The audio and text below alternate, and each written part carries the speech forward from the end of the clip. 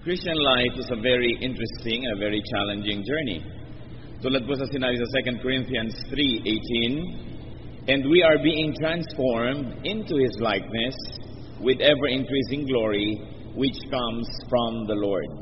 Isa po sa mga napaka-interesanteng verses na tayo daw ay patuloy na binabago, patuloy at padagdag ng padagdag ang kaluwalhatian na ibinibigay sa atin ng Diyos dahil ang tunay na mahalagang layunin ng buhay Kristiyano ay maging kamukha ni Jesus, maging kawangis ng Diyos. Pero nangyayari ba ito sa buhay ng bawat mananampalataya? Is it a guarantee that when one is 5 or 10 years in the Lord, talagang mas lalo na nga siyang kawangis ng Diyos o nalalayo pa yung iba?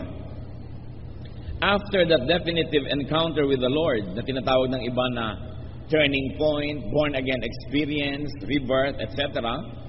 And then after that brief moment that many people call honeymoon period with the Lord, na ang talagang laman ng isip ng tao ay puro espiritualidad, kabanalan, ang Panginoon, many Christians are unable to recapture that high water mark of spiritual bliss.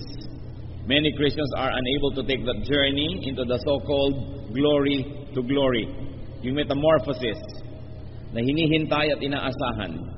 Kaya karamihan, pagka ang mga tao ay nag-iisip ng kanilang spiritual experience, laging yung high moment ay past tense. Iniisip nila na nung araw, nung bago tayo sa Panginoon, nung bago pa ako sa Panginoon, kulay rosas ang paligid, puro Diyos ang laman ng aking isip, puro kabanalan ng aking layunin. Pero laging tinitingnan yon as a distant past. Because many people are unable to keep it or to improve upon it so that they really journey from glory to glory. Yung po mga ibang Christians, ang nagiging spiritual life nila parang roller coaster. Up, down, liko, akyat, panaog, at gano'n na lang ng gano'n. At yung roller coaster, kahit na 10 oras kang sumakay, pagbaba mo, nandun ka pa rin sa pinanggalingan, walang narating. And then there are Christians naman who get trapped in a flat line, spiritual non-growth. Yung kumbaga sa monitor ng puso, pag nag-flat line na yan, ibig sabihin wala nang tibok. Meron naman na ganun ang spiritual life. Wala ngang low, pero wala namang high. Parang walang nangyayari sa buhay. And some, even very sadly, fall into what you might really describe as a free fall. Yung parang hulog ng hulog ng hulog ng hulog, laglag ng laglag, at pababa ng pababa ang spiritualidad. Paano kaya lalago talaga ang tao nang walang tigil sa Panginoon? Sapagkat sa maiksing buhay na ipinahihiram sa atin, mula nung nagkaroon tayo ng spiritual encounter, nung born-again experience, nung rebirth na yan, maiksi lang ang panahon para makalapit ng malapit ang tao doon sa nawala na kanyang katangian na maka-Diyos. How can we really grow spiritually from glory to glory? How can we really grow spiritually towards God-likeness again? How can we continuously find God is a very, very important issue in our life. Hindi lang minsan mong natagpuan ng Diyos, mo, Eureka, I found it. But finding God is a non-stop, ongoing, ever-increasing process. Hindi lang sasabihin mo, once upon a time na born again ako, tapos na. Because it was only the beginning. Dapat walang tigil ang pag-grow. Pero tulad din ng halaman, may mga tao na nabobonsai, hindi lumalaki, buhay naman, pero hindi lumalaki, nandun lang. How to continuously find God is a very important issue in our life. Hindi lang minsang natatagpuan ng Diyos, patuloy siyang kinikilala para lumalim, lumawak at mamunga ang ating buhay espiritual. Aming Diyos sa langit, Ama, salamat po sa pagkakataon na maaari kaming magtanong ng ganito. Nawa po ay bigyan niyo po kami ng mga kasagutan ngayon. How we can continuously find you. Hindi lang minsanan, kundi walang patuloy, walang tigil at patuloy na pagkilala sa inyo ang aming nais na maranasan. Magpakilala nga po kayo ngayon ng higit pa, mangusap po kayo. Buksan niyo po ang aming puso at marinig namin ang mensahe niyo para sa amin ngayon. Patawarin niyo kami, Ama, sa aming mga kasalanan. Punuin niyo po ang aming mga kakulangan. Pawalan niyo kami't makalaya kami mula sa kamangmangan at kadiliman, at tapunan niyo po kami ng liwanag, Panginoon. Nang sa ganon, lalong maging malinaw sa amin kung paano pa kayo kikilalanin sa araw-araw.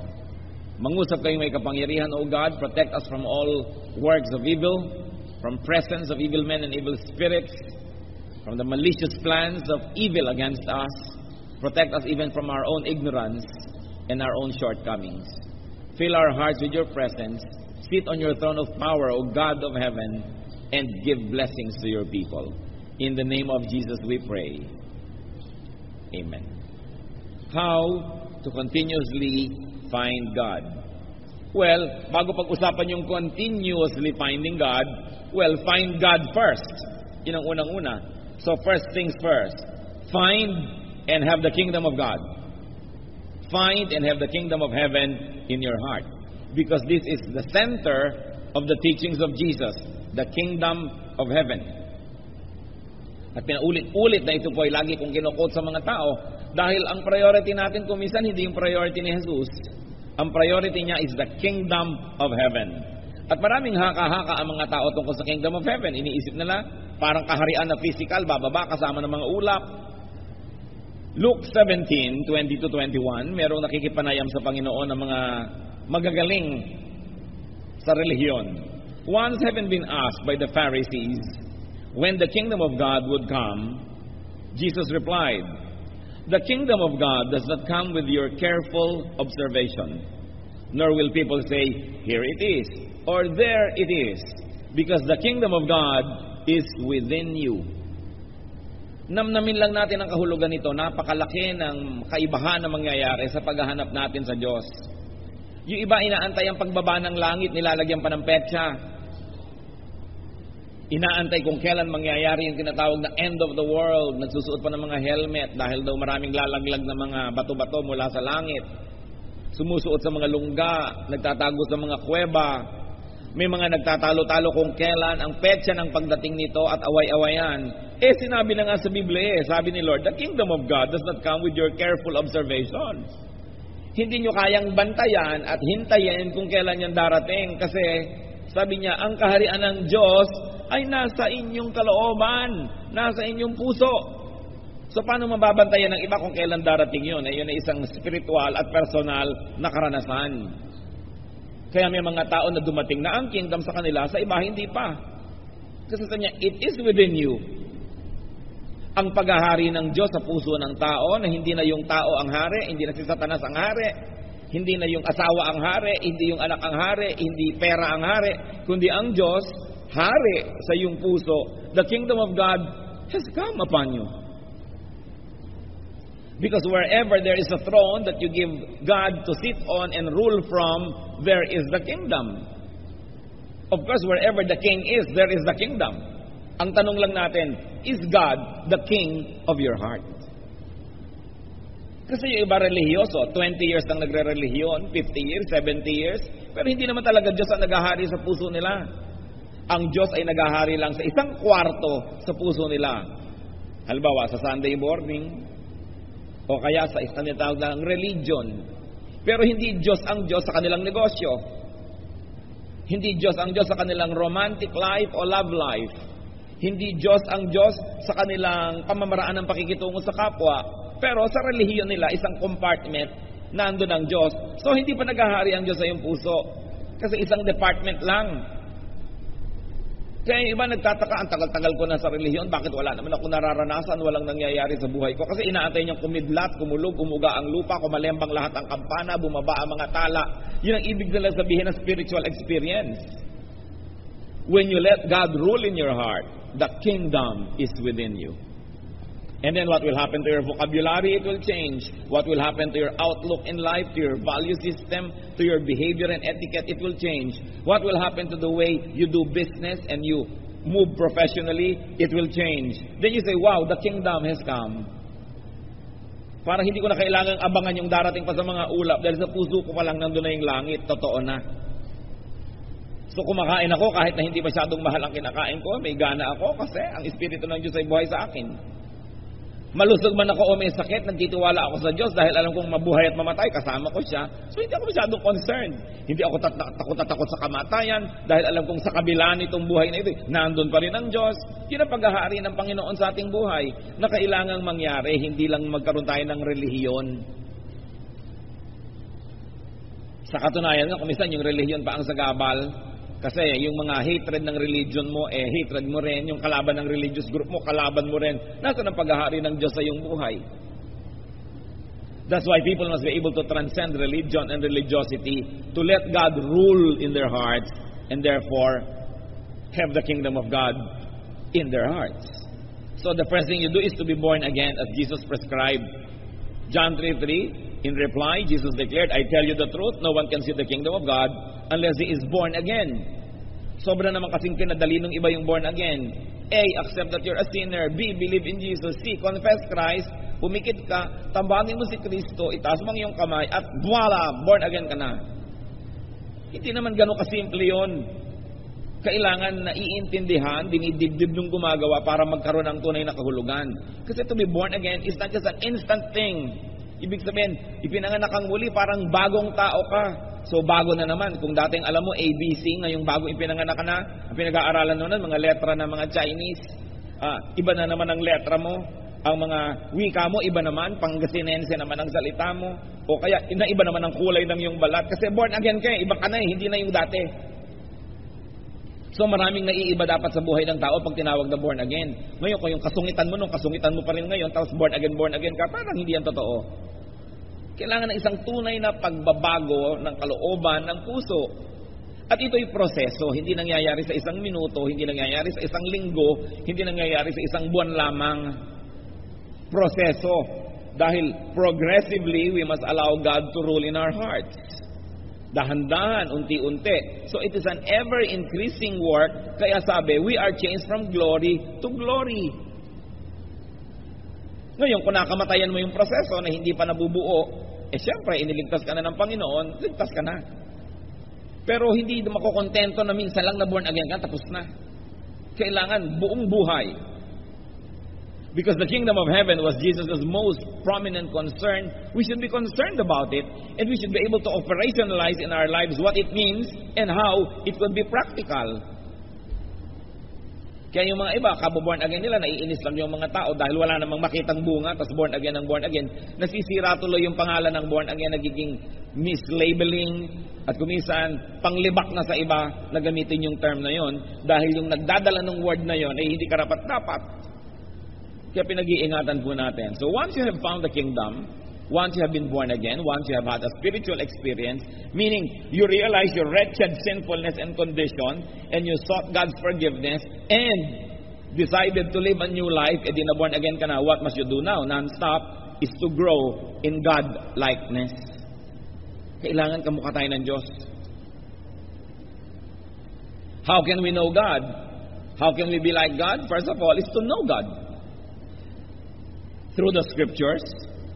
Nakikilala naman natin ang Diyos sa pamamagitan ng mga nasulat na. Very especially, we should know God through what God said. Yung mga direct quotation sa Kanya sa Scripture, yung mga sinabi niya, inutos niya, napakahalaga nun. To know God. And also, to know God through what the writers said about God. Pero mag-ingat din tayo dahil hindi naman ko muna nasulat yan at sinabi ng iba tungkol sa Diyos, tama na nga.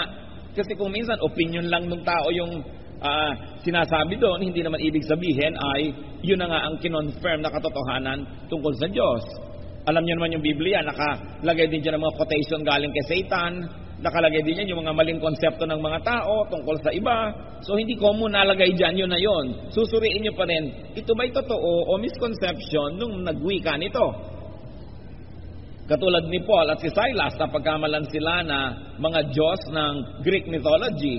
So hindi ibig sabihin naging Diyos nga sila, pero nakalagay doon, tinawag sila na ganito't ganon. So sabihin natin, ay mali yung tumawag.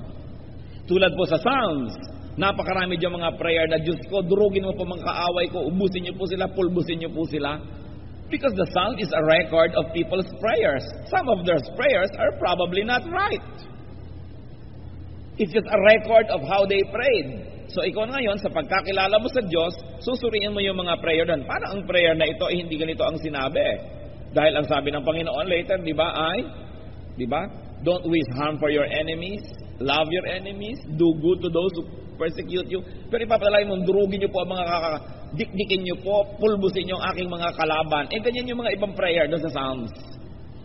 Hindi naman common naka-record doon. Ibig sabihin, kokopyahin mo na yon. Kaya kailangan nauunawaan mo what is the central core of God's teachings, and then by that central core, you measure all other things that you read in the Bible. And you say, itong opinion na ito ay hindi in accordance with the revelation. It's not in accordance with what God says in this verse. So, hindi common nandun. Takita mo, kokopyahin mo ng buong buo kasi si Satan nandyan din ang mga quotations niya. Kaya isang halagang pag-aaral. So, know God through the scriptures. And then know God through your godly action. Through your deeds. Do what God did and do what God does, and then you will know Him. Gaano karami sa inyo na ang dentista ngayon, na naunawaan nyo lang yung tatay nyo na dentista nung araw, nung naging dentista na kayo? Gaano karami sa atin na ngayong naging magulang, tsaka lang natin naunawaan yung mga magulang natin nung araw, na ayaw natin yung mga regulasyon nila, pagbabantay nila, pinapauwi ka maaga, pero ngayon ikaw na yung magulang, ikaw na ngayon yung nagsasabi ng the same lines na yon. Kasi pag nagawa natin ang ginagawa ng isang katauhan, doon lang natin siya lubos na nauunawa. Gusto nating makilala ang Diyos at unawain siya, gawin natin yung gawain niya. Kaya nga, gusto niyo maunawa ang isang pastor, magpastor kayo. Gusto niyo talagang maunawa ang dinaranas ng isang spiritual leader, gawin ninyo. Sabi ko nga, I wish everyone would become pastors, then I can take my revenge. Kasi iba hindi nila nauunawa yan eh. Subukan mong ipagawa at mauunawaan nila unti-unti ang mga bagay. So gusto po nating maunawaan ng Diyos, gawin natin ang mga ginagawa niya. Tularan natin siya. At habang nilalandas natin yung kanyang tinahak na yun, sabihin natin, ay ganito pala talaga, ngayon nauunawaan ko. 1 Peter 1:16, be holy because I am holy. That is the requirement of God. You want to be God-like? You want to know me? Be like me. John 14:12, anyone who has faith in me will do what I have been doing. This is what Jesus said. Nananalig ka pala sa akin, kailangan ginagawa mo yung ginagawa ko. Kasi pag iba yung ginagawa mo sa ginawa ko, hindi ka totoong nananalig. Sa bibig lang yung pananalig na yan. So, kanina nakikilala natin ng Diyos sa Bible, mental knowledge. But through action, you get to know Him through experiential knowledge. And that is an even deeper understanding. Because you experience the experiences of God, then you know God more. We can know God through meditation. Very important. Kulang na kulang ito sa mga buhay ng maraming mga mananampalataya. Kulang sa meditation. Magpe-pray pero shopping list ang prayer, request list. Puro utos. Hindi meditation yun. Psalm 77:12, I will meditate on all your works and consider all your mighty deeds. So pag gusto nyo mag-meditate on the works of God, you concentrate on one work of God and just focus on it and think about it and let it sink down into your heart. You want to meditate on God's Word, hindi naman magbabasa ka ng 10 chapters. Meditate on one sentence, meditate on one idea, and just dwell on it. Ibabad nyo ang sarili nyo sa isang sentence, sa isang katuruan, sa isang word, and you meditate, and wonderful things happen. Even scientific findings show us that meditation helps to increase the cerebral cortex, that part of the brain responsible for many things. Sinukat po nila yan at nasusukat na kasi ngayon. Yung mga mahilig mag-meditate, kumapali yung cerebral cortex sa kanilang brain. Talagang may nangyayaring pagbabago. At di po ba ang sabi? Be changed by the renewing of your mind. So if you really want to change, something has got to change in your mind. If something will change in your mind, something's got to change in your brain. Kaya mahalaga rin yung mental and meditative process as part of our spiritual growth. May nangyayaring kababalaghan pagka tayo ay nananahimik lamang and we focus on one aspect, one word, one characteristic of God. Marahil yan ang ginagawa ng Panginoong Jesus na magdamag, sinasabi nandun siya sa tahimik na lugar. Hindi naman siguro siya magdamag na nananalangin, literally, kasi sabi niya, your Father knows what you need before you ask Him, let your words be few. So anong ginagawa niya magdamag? Nag-meditate, marahil siya.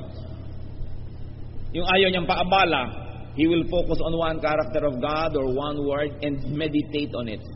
Remember, for anything to change in your deeds, something's got to change in your thoughts. And for our thoughts to change, some changes must happen in our brain. Kaya hanggang hindi natin kinakaladkad yan at isinasama sa ating buong metamorphosis, kulang at kulang din. Meditate more. It is important. Yan ang nawala sa buhay Kristiyano ngayon, yung reflection and meditation. Importante. Know God through God's personal revelation. May revelation sa atin, nasa Bible. May revelation sa atin sa pamamagitan ng mga patotoo ng iba, payo or counsel ng iba. Pero meron po mga revelation ng Diyos na napaka-personal. Kailangan yung marinig ang kanyang tinig. Though not literally, kailangan nananahimik and let God reveal Himself.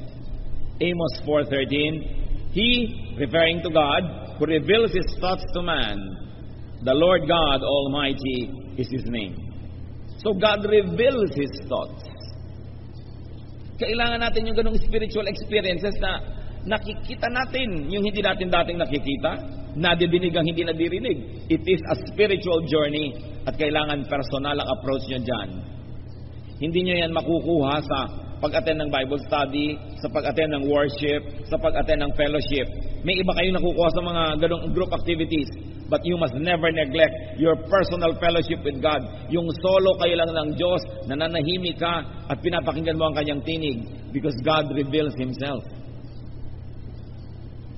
Know God through a deep understanding of God's image in you. Isa pa yung kulang sa pagkilala natin sa Diyos. Huwag na kayong lumayo. Kilalanin ninyo ang inyong sarili at may makikita kayo na imprint of God's image. Genesis 1:26, Then God said, Let us make man in our image, in our likeness. Kung minsan nane-neglect natin ito, na-appreciaten that we were made in God's image. May bakas ang personalidad ng Diyos sa ating personalidad. Hanapin nyo yon. May bakas din si Satanas. Okay? Kasi nai-influensya niya tayo. Kung minsan nga siya pang mas maraming bakas. Pero may bakas ang Diyos sa atin. Na kung yung bakas na yun ay kinikilala natin, pinapakain natin, pinapalakas natin, yun ang lalaki ng lalaki, the image that was lost in the Garden of Eden. Not totally, but was damaged when Adam and Eve sinned. The image of God that was damaged when we committed personal sin and when we continue to commit sin. But there is that image of God in us. Genesis 2:7, the Lord God formed the man from the dust of the ground and breathed into his nostrils the breath of life, and the man became a living being. Hiningahan tayo ng Diyos. Literally or not, symbolically or not, there is an aspect, an element of God that was given to us. Kailangan nating hanapin yon, bungkalin, palaguin. And how do you do that? In the easiest way, imitate God. Be like God in thought. Kailangan matutunan natin mga kapatid na mag-isip tulad ng pag-iisip ng Diyos. Suriin po ninyo inyong pag-iisip. May gumawa sa inyo ng masama. Anong number one tendency natin gawin? Pag sinabi niyong gumante, hindi ganyan mag-isip ang Diyos. Pag may nakita tayong umuunlad ang buhay, maiinggit tayo, hindi ganyan mag-isip ang Diyos. Pagka may nakita tayo na pag-iiwanan na tayo, gusto natin siyang hilahin pababa, hindi ganyan mag-isip ang Diyos.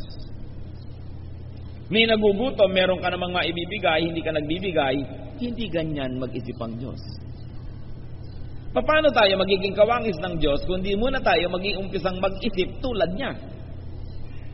Kaya gawin niyo kung mga kapatid yan na habit. Sabihin niyo lagi sa sarili niyo, pagka medyo nag-iisip kayo na medyo Satanas siya, sasabihin mo, hindi ganyan mag-isip ang Diyos. Pagka hindi ibinibigay ng mister niyo ang buong sweldo, sabihin mo, darling, Hindi ganyan mag-isip ang Diyos. Diba? Pagka naman kinukupitan kayo ng asawa niyo at ibinibigay sa kamag-anak, sasabihin mo, dear, hindi ganyan mag-isip ang Diyos. No? Pagka sinasabi sa inyong overtime, hindi naman pala mo, hindi ganyan mag-isip ang Diyos. Napakahalaga, lalong-lalo kung sa sarili natin i-apply Pag medyo naiinggit-inggit ka na, naiinis ka na, nababahuan ka na doon sa katabi mo at gusto mo siyang palayuin ang ubod ng layo, hindi ganyan mag-isip ang Diyos. Mula nga sa langit, pumunta siya sa lupa, nakisalamuha sa mga taong tulad natin. Pagka may kapatid ka, magmamanahan kayo, naghihingalo ang nanay ninyo, nag-aagawan na kayo, hindi ganyan mag-isip ang Diyos. Pagka lang naalala natin yon, we will be able to imitate God. Remember, the best way to imitate a person is not only to imitate his looks, but to imitate the way he thinks. So isipin natin ang pag-iisip ng Diyos. So be like God in thought.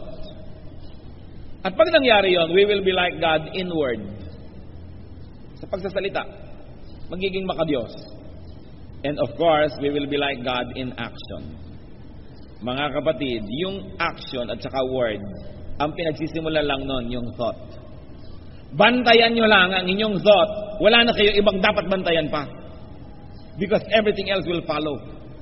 When you think like God, you will automatically be like God. You don't have to be watchful about everything else. John 14:12. I tell you the truth. Anyone who has faith in me will do what I have been doing. This is Jesus speaking. He will do even greater things than this. Sabi niya, naniwala kayo sa akin, gagawin niyo lahat ng ginawa ko. Sa katunayan, mas marami pa kayong gagawin. Mahihigitan niyo pa ako. Kasi sandali lang ako may ginawa, kayo matagal. Sabi ni Lord, naniniwala kayo sa akin? Higitan niyo ang mga ginawa ko. No, hindi niyo huwag naman higitan niyo yung pagpapapako sa krus. Kanya lang yon. Yung kabutihan niya sa mga kapuspalad, yung pag-unawa, pag-intindi, pagtuturo at pagtutuwid niya sa mga naliligaw ng landas. Yung pakikisalamuha niya sa mga sinners and tax collectors and publicans. Hindi ko mo relihiyoso, lumalayo sa taong ganon. Nakikisalamuha siya dahil siya ay salt of the earth, light of the world. Tularan natin siya. Kung minsan ang layo-layo na natin kay Jesus. Ang layo-layo na natin sa isa pa nating hinahangaan na si John the Baptist. Ang mga relihiyoso sa daang nakaraang panahon hanggang sa ngayon, pag sinuri nila yung kanilang behavior, lifestyle, and religious activities, ibang-iba sa ipinakitang halimbawa ng Panginoong Jesus. Meron pa mga nagtatanong, Pastor, papayagan ho ba natin pumasok dito yung mga naka-jogging suit? Dahil naglalaro-laro dyan, mag-worship. Bakit naman hindi? Sa palagay nyo kaya kung darating dito si Jesus ngayon, nakakurbata? Kung darating kaya ngayon dito si John the Baptist nakabarong Tagalog, mga Jeprox nga sila nung panahon nila. So bakit hindi? Pero hindi, wear your Sunday best. Yan ang ngayon ang culture ng church. Although hindi naman masama, ha? Pag naaalala ko na, naku, para kayo mga long sleeve at para mga ibuburol, kulang na lang bulak sa ilong. Yun daw ang pagharap sa Diyos. Well, hindi yun masama. Hindi ko yun kinokontra. Presentable kayo, mabuti. Pero huwag niyong husgahan, yung gusgusin na dumarating. Kung yun na lang ang damit nun. At para sa akin, kasi naman hindi siya umaten, kahit ano na lang, dumating siya dyan, huwag lang siyang hubot-hubad dahil baka naman tayo magambala. Pero huwag hinuhusgahan ng tao sa itsura, sa ganyan. Diba? Sasabihin pa natin, linggo dapat Sunday. May linggo ba sa langit? God is timeless. But it's nice to wear your best so that you look good for God. But don't judge people who don't share your opinion about dressing. Dahil may kani-kanyang kalagayan tayo. Kung may mga nagtitinda pa buong madaling araw, nagtinda pa dyan sa Nabotas, tapos pupunta dito para mag-church, ine-expect nyo ba na bihis na bihis? Di dala niya banyera, may mga dala siya mga kaliskis, at kumatalsikan kayo, pasensya kayo. Dahil ganyan mag-isip ang Diyos.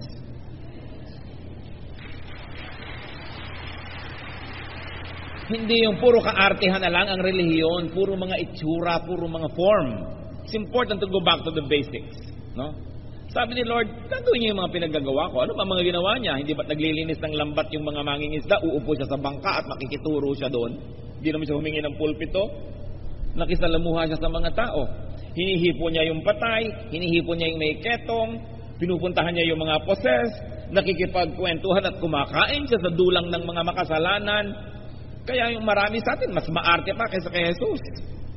Kaya dapat balikan natin yung basics. And in this area, when we move like God, we fellowship with God at work. And there's no better fellowship than to fellowship at work. Kaya kahit yung mga social workers, meron silang mga immersion. You have to immerse yourself in this community, in that group, para maunawaan mo sila. Si Lord nag-immerse sa tao, hindi lang siya nag-utos mula sa langit, bumaba, nagturo sa tao, nag-immerse. Ganun din ang dapat nating gawin. Matuto tayong makisalamuha. So you want to continuously find God? Return to the image of God in you. Which of course was compromised when man fell, when Adam and Eve sinned, when you and I continue to sin. Colossians 3:9-10. Since you have taken off your old self with its practices, put on the new self, which is being renewed in knowledge in the image of its Creator. Sabi dahil total, hinubad niya rin lang yung dati niyong pagkatao nung tinanggap niyo si Jesus, lubos niyo nang isuot yung bago niyong pagkatao. No? Na patuloy na binabago, patuloy na pinalalakas, at inilalapit doon sa wangis ng Diyos, sa wangis ng lumikha sa atin. So kung ang kabanalan ng tao at pagiging makadiyos ay nasa ganitong level, dahil sa kasalanan ay bumaba ng bumaba, nung tayo ay na-born again o tinanggap si Jesus at nagsisi, ay tumigil ang pagbaba. Ano ngayon dapat mong gawin? Umakyat ka uli unti-unti para bumalik ka at lumapit ng lumapit dun sa original image that was lost in the Garden of Eden. So the first purpose of life is to stop your descent. Pigilin ang pagbulusok pababa. At ang susunod, baligtarin yun, umakyat naman ng umakyat. So we are being renewed, being made more and more and more and more like God. Yun ang goal natin ngayon kung tumigil na yung pagbaba nyo. Pag sinabi natin, kilala ko na si Jesus, tinanggap ko na si Jesus, etc. So ngayon, dapat ngayon ay sundin natin ang sundin ng kalooban ng Diyos para bumalik ng bumalik yung pagka-Diyos na ibinigay sa atin nung nilikha ang tao. The image of God that was given to us must be revived, redeveloped, so that it can flourish once more, just like before Adam and Eve fell. Yan ang goal ng buhay, to be holier and holier, to be more and more like God. So how else do we continuously find God? Look for God everywhere. Hanapin nyo ang Diyos sa lahat ng dako. Find God's image in other people. Halimbawa, tingnan nyo yung katabi nyo ngayon. Nababakas nyo ba sa Kanya ang luwalhati ng Diyos? Kinilabutan siya, pero meron yan. Dahil nilikha tayo ng Diyos eh. Kaya ang mahalaga, lalo sa mag-asawa, hanapin nyo sa isa't isa yung wangis ng Diyos. At you will fall more and more in love. Pero oras sa pinagtuunan nyo yung wangis ni Satanas, dahil nandun din, you will fall out of love. Alam nyo kung ano yung love? It's only a decision what to look at. That is love. Kaya ang mga magulang, you always decide to look at what is good in your son or daughter. Kahit ang nakikita ng kapitbahay yung bad, ang nakikita nyo yung good. Kasi you decide to look at it. So, ang pakikitungo natin sa kapwa, kung sabi yung bad yan, hindi lang siguro siya bad. Siguro, you are looking for what is bad. That's why, that's what you see. Because if you also look for what is good, you will also find something good. Because even being bad is difficult to perfect. We are not perfect, so nobody can be perfectly bad. Meron pa rin yung good. Kaya mga kapatid, pag may nagsusumbong sa akin, alam niyo po, bad siya, bad siya, bad siya. So kapatid, maaaring totoo yung sinasabi mo, pero ibig sabihin din yan, you are looking for the bad. Wala ka na bang sasabihin sa akin na good niya? Wala po. Wala kang tiningnan o nagbubulag-bulagan ka. Kaya hindi credible ang sinasabi mo. Para sa akin po, ang sino ang credible person? Yung may sumbong man siya na negative, may dala rin siyang positive. Kasi pag puro negative ang sinasabi niyan, propaganda yon. Katulad din ng pag puro positive ang puri niya sa isang tao, propaganda pa rin yon. You are being deceived so that you will make a decision in favor of or against that person. Do not believe anybody who comes to you na ang dala lang one-sided good or one-sided bad, because people are complex. Inside us, there's some good, there's some bad. What you feed and what you develop will become the master. Pero meron pa rin yun na nandun na another personality na maliit lang yung papel niya. So what you look for in people also tells you about your kind of eyes and your kind of heart. So, hanapin natin yung mabuti. You want to find God? Sabi ng iba, saan ko po ba hanapin ang Diyos? Hindi ko na mahanap. Look for God's imprint on people. Tingnan nyo ang mga tao sa paligid nyo and you will find parts of God's character. You will find God's gifts. You will find God's power. There are people who are very powerful when they speak. That comes from God. There are those whose personalities are so powerful they can move others, especially to positive action. That comes from God. Look for people's creativity. May ang galing sumayaw, ang galing tumugtog, ang galing magpinta, ang galing magkarpentero, ang galing mag-repair ng kotse, ang galing magtanim ng halaman. Galing yan sa Diyos because all creative talents are from God. Look for beauty because God is God of beauty. Then you will find God in people. And when you do that, praise God. Sobra ka nang nagbubulag-bulagan pag hindi mo nakita ang presensya ng Diyos sa lahat ng bagay. Kung ikaw nga ay microbiologist, tingnan mo sa mga microscope, nandun ang work ng God. Kung paano yung mga molecules ay umaayos-ayos. Even sa physics, sa chemistry, makikita mo yung mga electrons, protons na nag-iikutan in order para mga planeta na may mga orbit na sinusunod. You know that there is a grand designer. God is everywhere. Kaya kailangan nating tingnan. What you do not have, you find everywhere. Only you do not look at the right places. So it is important. Sabi sa Philippians 4:8, finally, brothers, whatever is true, whatever is noble, whatever is right, whatever is pure, whatever is lovely, whatever is admirable, if anything is excellent or praiseworthy, think about such things. We are a product of how we think. Kaya mga tao, kung minsan tumataas masyado ang presyon, bumibilis ang tibok ng puso, ang pulso, nagkakasakit-sakit, kasi may sakit ang paraan ng pag-iisip nila. Sick thoughts render sick bodies. Kaya pati yung mga gagaling, kailangan sa isip nila magbago ng pag-iisip. Hindi yung mga inom sila ng inom halimbawa ng pampakalma, tapos ang iniisip nila lahat ng pampainis. Hindi katatabla ng gamot. Masisira ang gamot sa iyo. Kasi nasa pag-iisip yan. Meron naman, lalo mga matatanda na bilib sa isang doktor. May sakit, magpapadoktor. Nagbibihis pa lang, dadali mo sa doktor, gumagaling na. Kasi nananalig. Yung pag-iisip natin, yan lang ang makonquer natin. Ikaw na ang makapangyarihang tao sa balat ng lupa. Dahil yan ang pinakamahirap supilin. Pero when you think positive thoughts, beautiful thoughts, godly thoughts, sumusunod ang inyong katawan. Subukan nyo, halimbawa ngayon, exercise. Lalo yung mga seloso at selosa at hindi nyo kasama ngayon ang inyong kabiyak. Isipin nyo may nakakandong sa kanya ngayon iba. Sige, isipin nyo. Hindi ba nag-iinit ang tenga nyo na? No?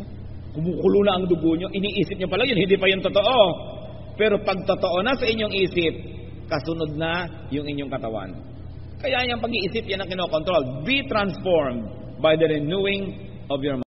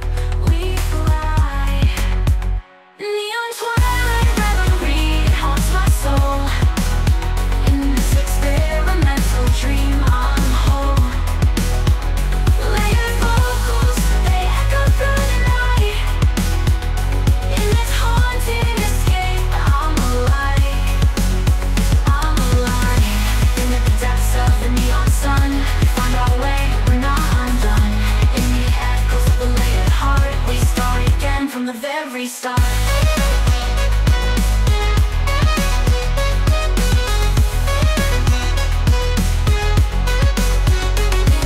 Twilight reverie, it haunts my soul. In this experimental dream I'm whole.